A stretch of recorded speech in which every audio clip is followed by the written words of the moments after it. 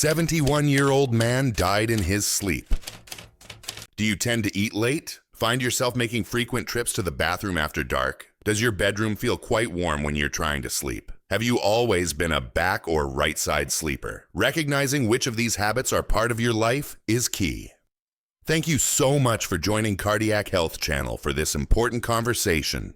We truly hope this information will empower you to make positive changes for your health in your 70s and beyond. It's a scenario that sadly plays out more often than we'd like to imagine. A gentleman, Mr. Henderson, age 71, active, seemed in good spirits, enjoyed a regular evening at home with his family, said his goodnights, went to bed like usual, but the next morning, he simply didn't wake up. His family was heartbroken, utterly blindsided. He hadn't been battling a major illness they knew of. It felt sudden, unexpected, a life cut short with no apparent warning. It's a truly poignant and difficult thought, isn't it? What happened? Could anything have been done? While we can never prevent every health event, the reality is, as our bodies change after the age of 70, certain seemingly innocent routines we follow right before we go to sleep, and even the way we position ourselves during the night, can silently be creating vulnerabilities. They can subtly increase the likelihood of serious health incidents while we're at our most passive, during sleep. We're talking about things like strokes, cardiac events, and other significant health complications that can arise during the nighttime hours. And the most concerning part? For many people, these routines have been habits for years, maybe even decades. They don't feel dangerous. They feel normal, perhaps even comforting. People often have no idea that these nighttime patterns, which seemed perfectly fine when they were younger, could now, after 70, be putting their health in jeopardy. They're not making these choices out of carelessness, but out of unawareness. That's exactly why we wanted to have this conversation. In this video, we're going to shine a light on 4 common nighttime habits or practices that, if you're over 70, are particularly important to review and potentially adjust. They might seem minor when you hear them individually, small components of your evening or sleep routine, but cumulatively, or in certain physiological contexts common with aging, they can indeed have a profound and serious impact on your health, your sleep quality, and crucially, on the safety of those crucial hours you spend unconscious. Some of these might truly catch you off guard. Others might hit close to home, something you've been doing out of habit without a second thought for as long as you can remember. But the goal here isn't to create fear, it's to provide knowledge. By the end of our discussion, you'll have a much clearer understanding of why these 4 things can be risky and, more importantly, what simple, practical steps you can take instead. How you can modify these habits to better protect your health, pave the way for more restorative sleep, and help ensure you wake up feeling as well and as safely as possible each morning. And please, do stay with us through all 4 points. The final habit we'll discuss is something that is remarkably common, done unknowingly by many older adults night after night, and it carries potentially significant, even critical risks that most people are simply unaware of. Knowing this one could be a game changer for your safety. Absolutely. So let's peel back the curtain on these nighttime practices. Let's get informed and empowered to make safer choices for our health after 70. Before. Let's dive into the first habit to reconsider if you're over that 70-year mark. We would love to hear from you in the comments below. Please share which of these 4 habits resonated most with you, or what small adjustment you're considering making to your own nighttime routine. Your willingness to share is valuable, not just to us, but to other members of this community who might be facing similar challenges. Reading your comments is genuinely encouraging for us. If you found this video helpful and informative, please show your support by giving it a like, subscribing to our channel if you haven't already, and sharing it with others you care about. Okay, habit number 1 that warrants close attention. Eating substantial meals or large quantities of food too late in the evening, particularly close to when you lie down for sleep. This is a really common one, isn't it? For many, the main meal of the day is dinner, and often that happens in the evening, sometimes not finishing until relatively late. You might have done this for years, perhaps grabbed a significant snack right before bed, and never seemed to suffer any ill effects when you were younger. It felt harmless. But the reality is, once you're past 70, your body's physiology has changed in ways that make this habit potentially problematic. That's the core issue. As we age, our metabolic rate slows down. Our digestive system becomes less robust, less efficient.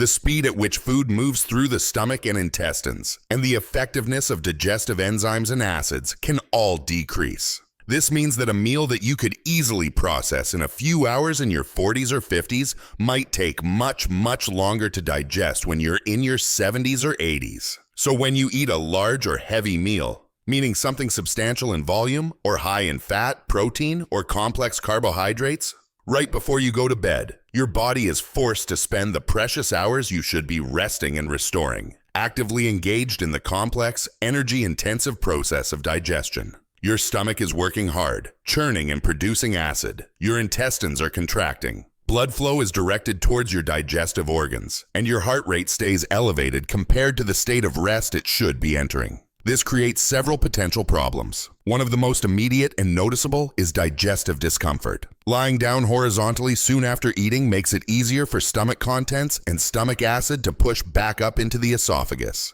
This is what we know as acid reflux or heartburn. While uncomfortable, it can be more serious than just a burning sensation. Chronic reflux can irritate and damage the lining of the esophagus over time. It can also lead to nighttime coughing, choking sensations, or microaspirations, tiny amounts of stomach contents getting into the airway, which can irritate the lungs. For older adults who may have a weaker cough reflex or slightly diminished swallowing coordination, those microaspirations or episodes of choking during sleep can, over time, increase the risk of developing aspiration pneumonia, a serious lung infection that is particularly dangerous and difficult to recover from in seniors. Beyond the digestive discomfort and aspiration risk, eating heavily late at night disrupts the body's natural preparation for sleep. Instead of your heart rate and metabolism slowing down, they remain active. This can keep you in lighter stages of sleep, making it harder to achieve the deep, restorative sleep that is crucial for everything from memory consolidation to cellular repair and cardiovascular health. Furthermore, for individuals with diabetes or those at risk, a large late meal, especially if it contains a significant amount of carbohydrates, can cause blood sugar levels to spike during the night, creating metabolic stress that can contribute to long-term health issues like heart disease. So, what's the practical advice? The goal is to give your digestive system a head start before you lie down. Aim to finish your final substantial meal of the day at least 2 to 3 hours, and ideally 3 to 4 hours before your intended bedtime. This allows a significant portion of the digestive work to be completed while you're still upright or moving around in the evening. If you feel genuinely hungry closer to bedtime, choose a very light, easily digestible snack. Think a small piece of fruit like a banana, which contains natural sleep-promoting compounds, a tiny handful of nuts, a small bowl of plain yogurt, or perhaps a cup of calming herbal tea like chamomile. These provide a little something without overwhelming your system. Avoid anything heavy, fatty, spicy, or large in volume right before you head to bed. Making this adjustment isn't about going to bed hungry. It's about timing your food intake to work with your aging body's natural rhythms, not against them.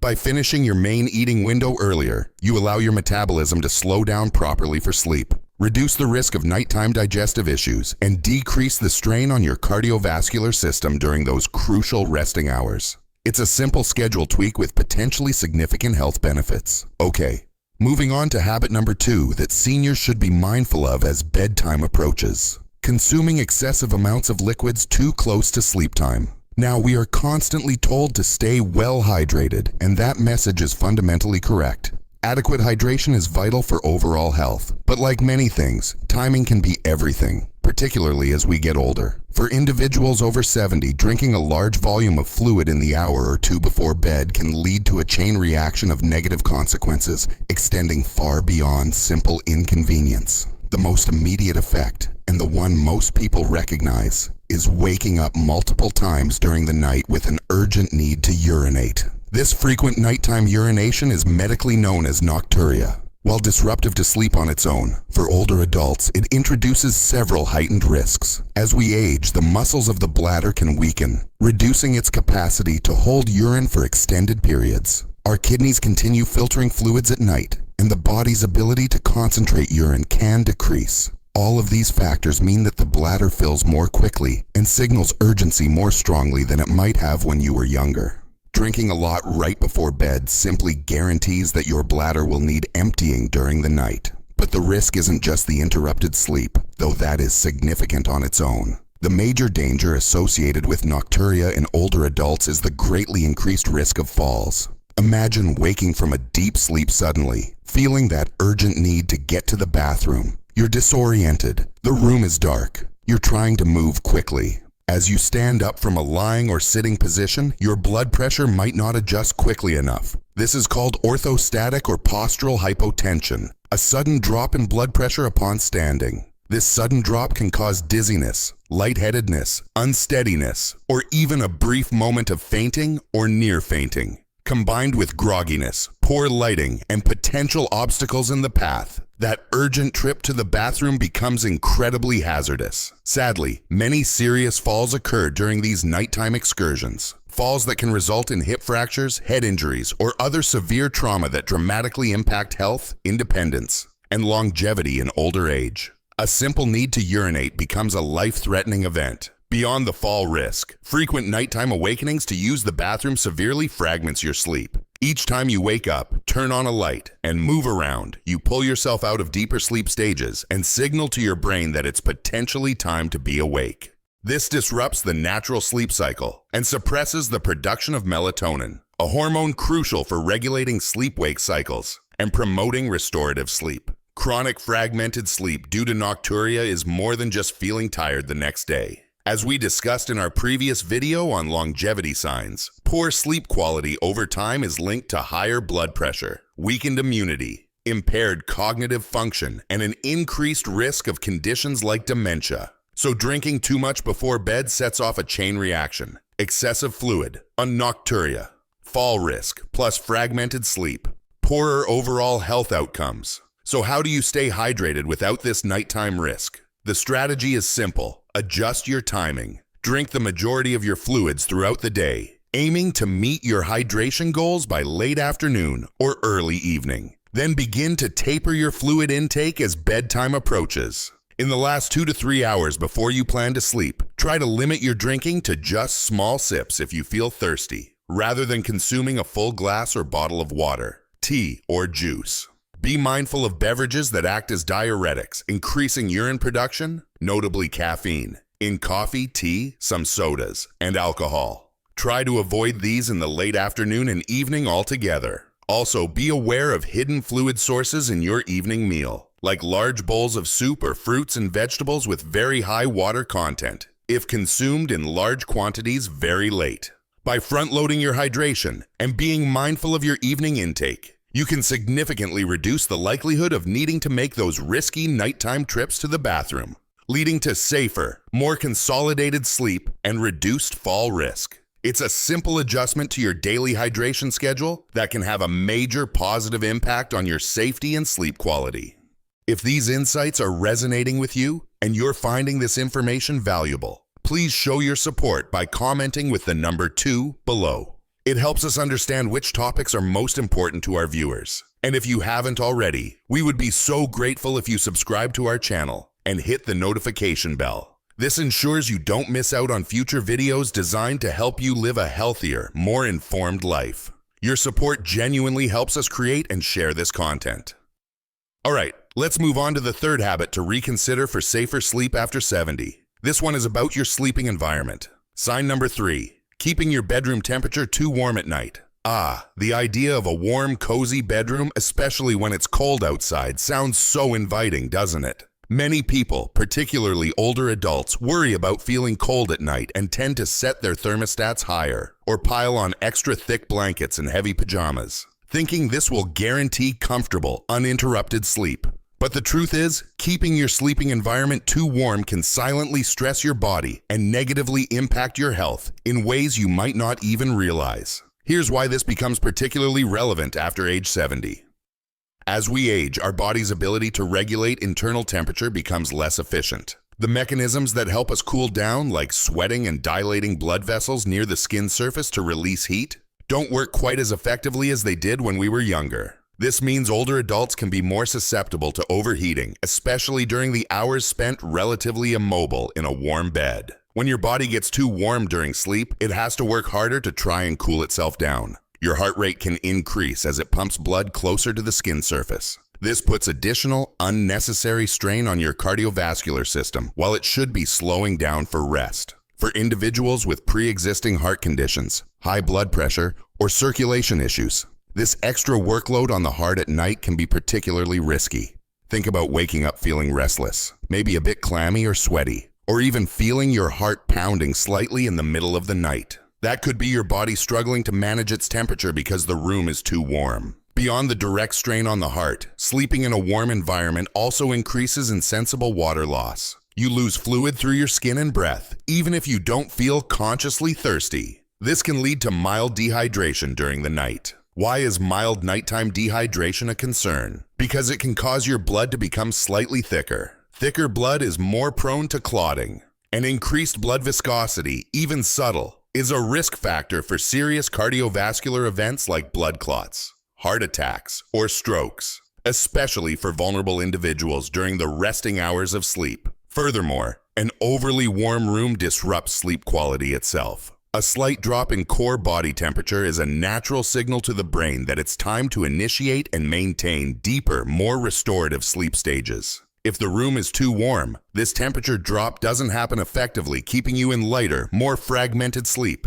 You might toss and turn more, wake up more easily, and miss out on the crucial benefits of deep and REM sleep, impacting your memory, immune function, and daytime energy levels. So what's the ideal scenario? Sleep experts generally recommend keeping the bedroom temperature on the cooler side, typically between 60 and 67 degrees Fahrenheit, about 15 to 19 degrees Celsius, for optimal sleep promotion. This temperature range encourages your body's natural cooling process, facilitating entry into deeper, more restful sleep stages. If that range sounds too cold for you, it's about finding a balance and using layers effectively. Instead of cranking up the heat, try using multiple lighter, breathable blankets made of natural fibers like cotton or bamboo, which can be adjusted easily rather than one heavy synthetic comforter that traps heat. Wear light, moisture-wicking sleepwear instead of thick flannel or fleece. Simple steps like allowing fresh air circulation by opening a window slightly, if safe and practical, or using a small fan can also help regulate temperature and improve air quality, which can also aid sleep.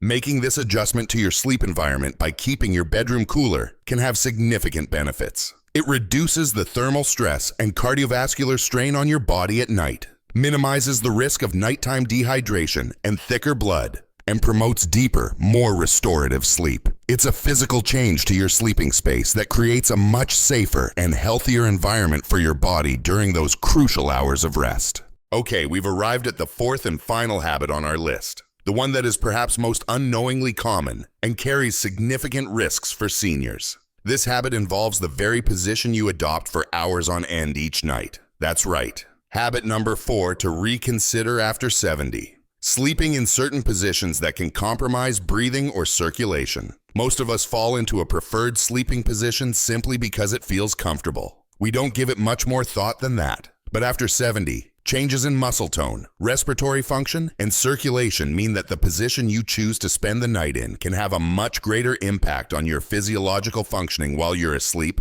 than it did when you were younger.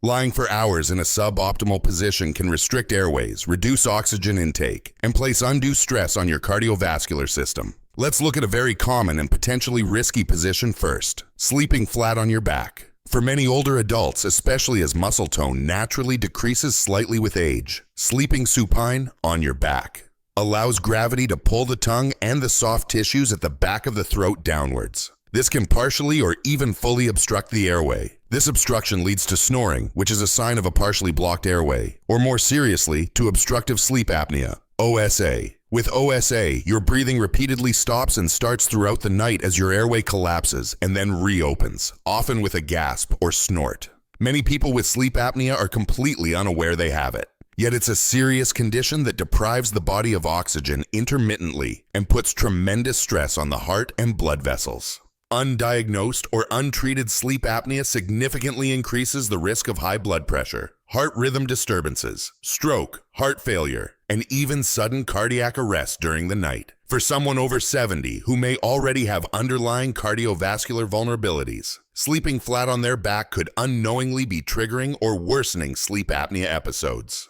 dramatically elevating their risk profile during sleep. Beyond the airway issues of back sleeping, other positions can also have physiological impacts. For example, some research suggests that sleeping on your right side might, for some individuals, particularly those with existing heart issues like heart failure, place slightly more pressure on the heart or impact the flow of blood returning to the heart. The heart is positioned slightly more to the left, and lying on the right side could theoretically slightly impede its function or the circulation dynamics, potentially worsening symptoms like fluid buildup in the lungs or legs over time. So, what positions are generally considered more favorable for seniors? Experts often recommend sleeping on your left side whenever possible. This position is thought to be beneficial for several reasons. Anatomically, it may reduce pressure on the heart compared to the right side and can potentially aid circulation. It can also be helpful for digestion, potentially reducing acid reflux symptoms by keeping the stomach below the esophagus. Sleeping on your side in general is also less likely to lead to the tongue and soft tissues obstructing the airway compared to sleeping flat on your back, which can help reduce snoring and the risk of sleep apnea. If you're a lifelong back sleeper or right side sleeper and find it hard to switch to your left side, there are techniques to help. Using a body pillow can be very effective. Position it behind you to prevent yourself from rolling onto your back during the night. Placing a pillow between your knees while side sleeping can also improve spinal alignment and comfort, making the position easier to maintain, especially if you have hip or lower back pain. Elevating the head of your bed slightly, using wedges, not just extra pillows which can strain your neck, can also help keep airways more open, regardless of position. But side sleeping is often the most effective position change for preventing airway collapse. Making a conscious effort to change your sleeping position might feel awkward initially, but training yourself to sleep on your left side can be a really impactful step for improving your nighttime breathing, supporting better circulation, reducing strain on your heart, and lowering your risk of serious health events during sleep. It's a simple physical adjustment that aligns your body in a way that promotes safer physiological function throughout the night. We've now explored 4 bedtime habits and practices that might seem insignificant on their own, but which can carry notable, often hidden, health risks for individuals once they reach 70. From the timing and content of your last meal, to your fluid intake before bed, the temperature of your sleeping space, and even the position you sleep in,